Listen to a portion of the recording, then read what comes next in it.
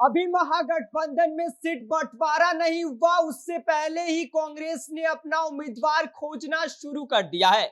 अभी तक ये डिसाइड नहीं हुआ कि कौन सा विधानसभा किसके खाते में जाएगा, लेकिन उससे पहले कांग्रेस कमेटी बनाकर उम्मीदवार खोजना शुरू कर दी है। निस्संदेह कांग्रेस की ये हरकत तेजस्वी यादव की मुश्किलें बढ़ा रही है। वैसे भी तेजस्वी यादव को महागठबंधन के बाकी दलों से कुछ ज्यादा सपोर्ट नहीं मिला है, लेकिन कांग्रेस सपोर्ट तो छोड़िए, अब तेजस्वी यादव की मुश्किलें बढ़ाने में लगी है। और अब उनके ही नेता पप्पू यादव ने तेजस्वी यादव का विरोध भी करना शुरू कर दिया है। क्या है पूरा मामला, आगे हम आपको बताएंगे, लेकिन उससे पहले मेरा परिचय जान लीजिए। मेरा नाम विष्णु है और आप देख रहे हैं जनता जंक्शन। बिहार में महागठबंधन की राजनीति एक बार फिर चर्चा में है।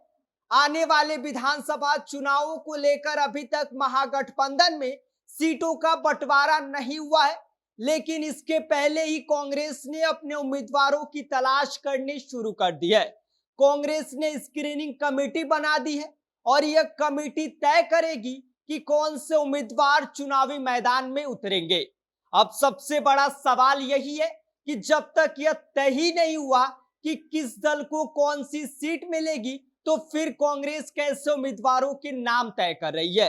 कांग्रेस के इस कदम से महागठबंधन के सबसे बड़े नेता तेजस्वी यादव की मुश्किलें बढ़ गई हैं।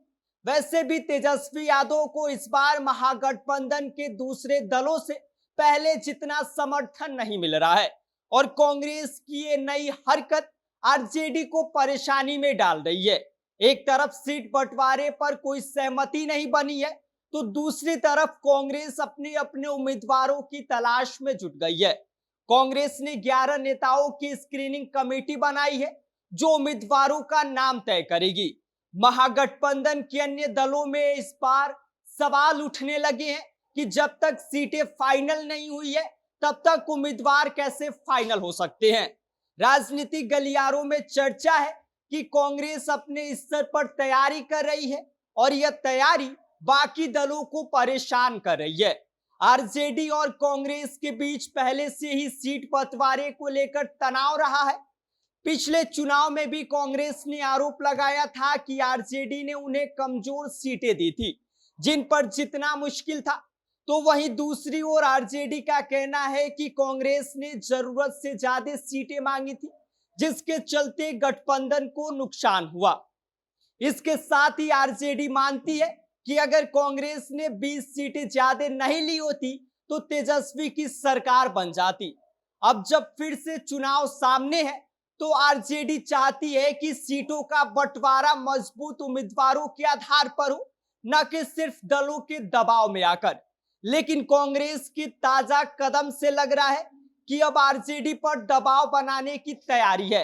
एक और बड़ी बात यह है कि खुद कांग्रेस के वरिष्ठ नेता पप्पू यादव ने तेजस्वी यादव के खिलाफ बयानबाजी शुरू कर दी है। अब इस बात से स्पष्ट संकेत मिल रहे हैं कि महागठबंधन में सब कुछ ठीक नहीं चल रहा है। तेजस्वी यादव पहले से ही कई चुनौतियों का सामना कर रहे हैं।